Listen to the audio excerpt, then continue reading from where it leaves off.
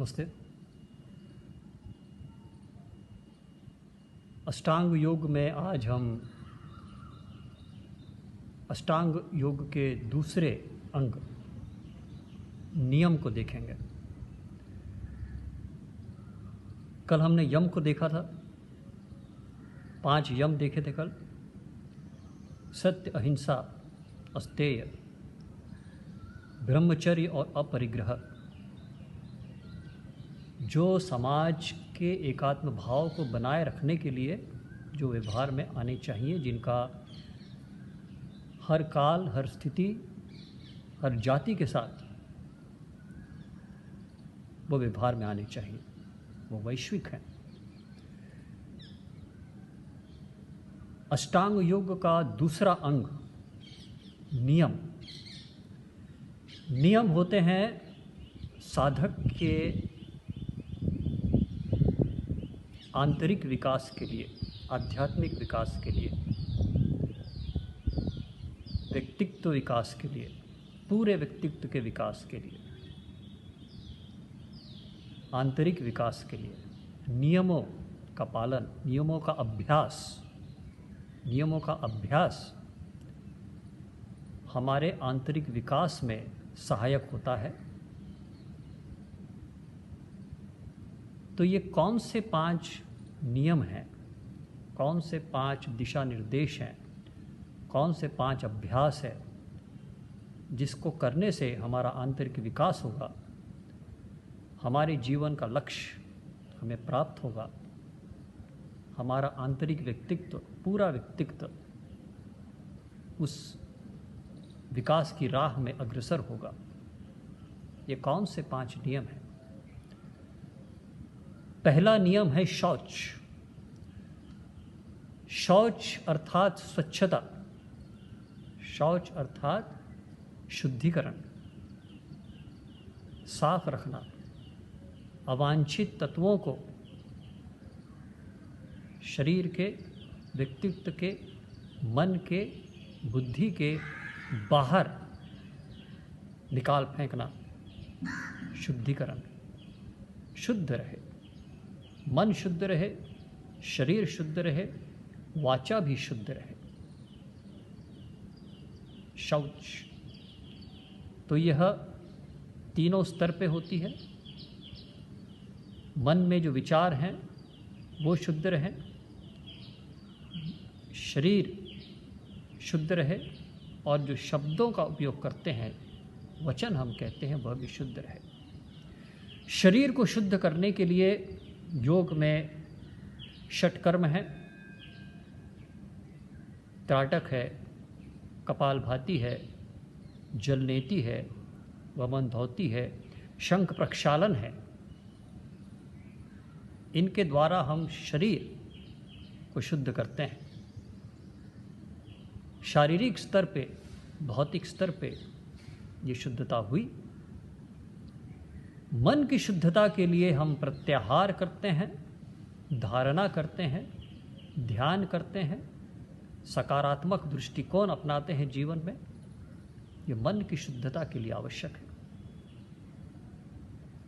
वाचा की शुद्धता के लिए हमें अपने शब्दों पर नियंत्रण होना चाहिए, सही शब्दों का प्रयोग होना चाहिए, उपयुक्त शब्दों का उपयोग होना चाहिए, और ऐसे शब्द जो कोमल हों, जो सत्य हो लेकिन कोमल भी हों, आघात करने वाले ना हों। शुद्धता वाणी में भी, शरीर में भी और मन में भी। मन, वाचा, काया, इन तीनों स्तर पे शुद्धता। दूसरा नियम है संतोष। संतोष का अर्थ है स्वीकार करना, संतोष का अर्थ है वर्तमान में रहना, भूतकाल का पश्चाताप करना या भविष्य की प्रति बहुत चिंता करना, यह संतोष प्रदान नहीं करता, असंतोष प्रदान करता है। वर्तमान में रहना, जो ये क्षण है उसमें रहना, जो भी ईश्वर ने हमें दिया है उसे स्वीकार करना, दिल से स्वीकार करना। जो भी कार्य करना पूरे मन से करना। बहुत कष्ट के बाद, संघर्ष के बाद, काम के बाद हमें जो भी फल मिलता हो हमारे कर्मों का, उसे पूर्णतः स्वीकार कर लेना। वो फल जो है वह हमारे अपेक्षा से अधिक भी हो सकता है, कम भी हो सकता है, आवश्यकता के, हमारी अपेक्षा के अनुरूप भी हो सकता है, या हमारे आवश्यकता के एकदम विपरीत भी हो सकता है। जो भी फल हो उसे स्वीकार करना, क्योंकि वो बदला तो नहीं जा सकता, तब उसे स्वीकार करना और आगे के लिए जो भी हमें अपने कार्य पद्धति में परिवर्तन लाना हो, सही करना हो, उसे वैसा करना। यही संतोष हमें बताता है। संतोष होने से ही हम अपना आगे का कार्य पूरे शक्ति और सामर्थ्य के साथ कर सकते हैं, भविष्य को सुरक्षित रख सकते हैं। भविष्य के लिए योजनाएं बनाना है, लेकिन चिंता नहीं करना है बहुत अधिक। भूतकाल के प्रति हमें एक आभार होना चाहिए, हृदय से कृतज्ञता होनी चाहिए, पश्चाताप नहीं।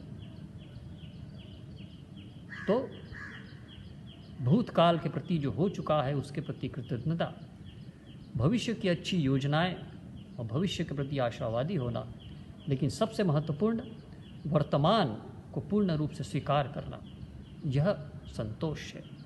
यह हमारे आंतरिक विकास के लिए अत्यंत आवश्यक है।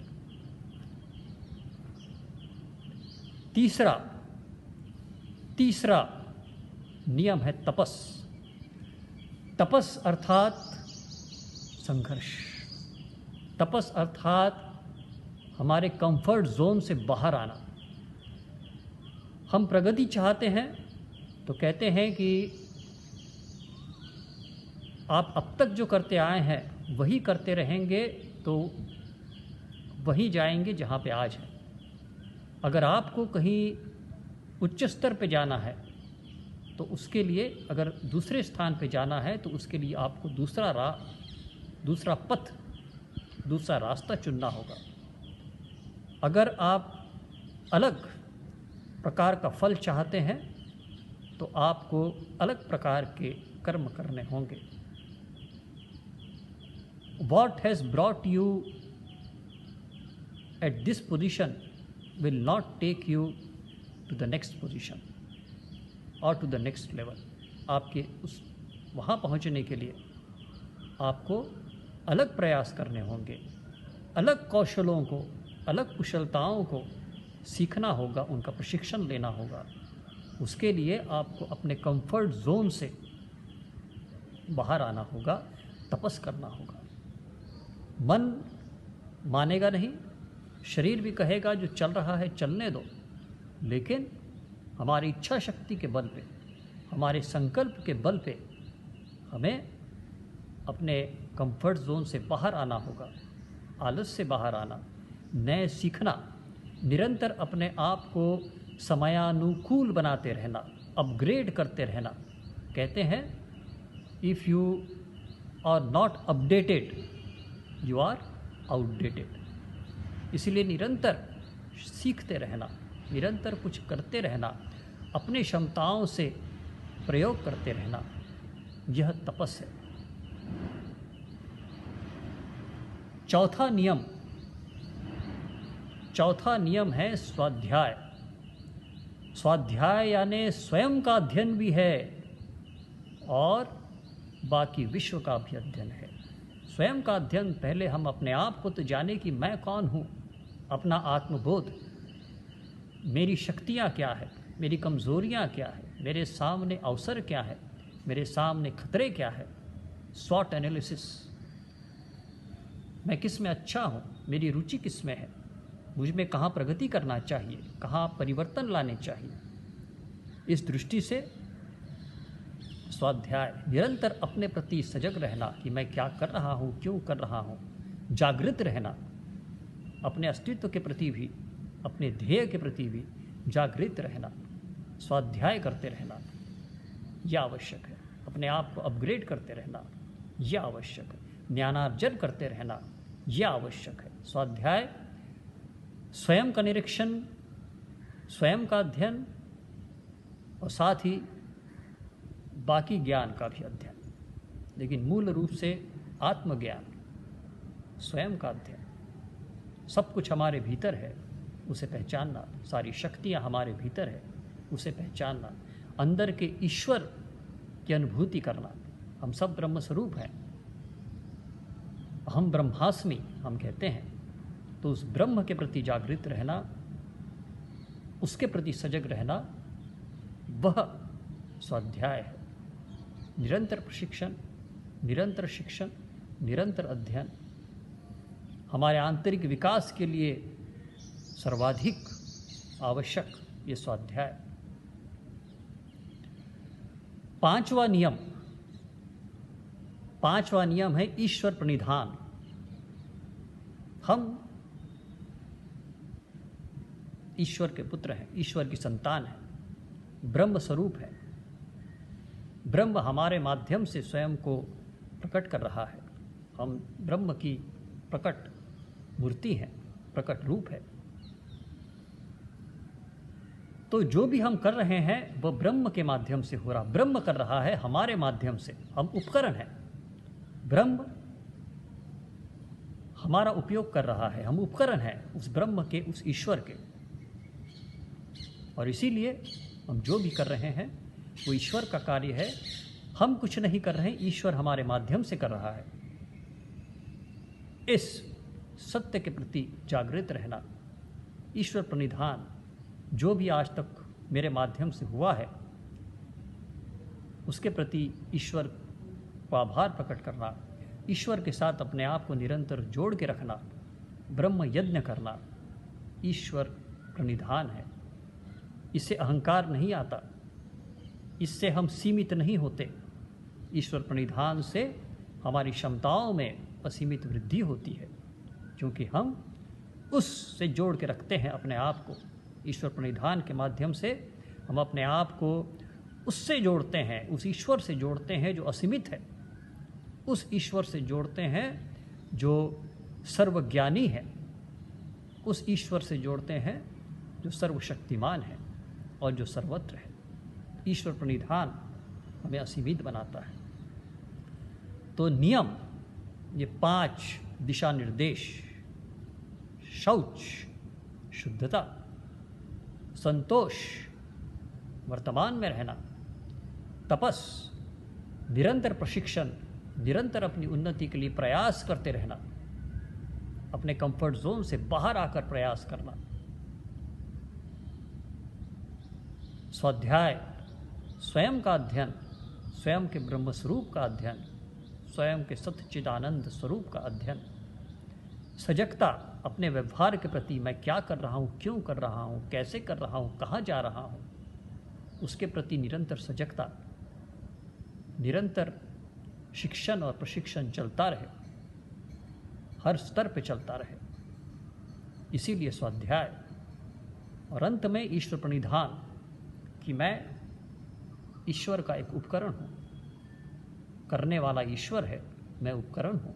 इस बात के प्रति सजगता रखना, जो भी ईश्वर ने हमें दिया है उसके प्रति आभार प्रकट करना और उस शक्ति से अपने आप को जोड़ के रखना जो सर्वशक्तिमान है, सर्वत्र है और सर्वज्ञानी है। ये 5 नियमों के अभ्यास से हमारा आत्मविकास होता है। इन 5 नियमों के माध्यम से हमारा आंतरिक विकास होता है। धन्यवाद।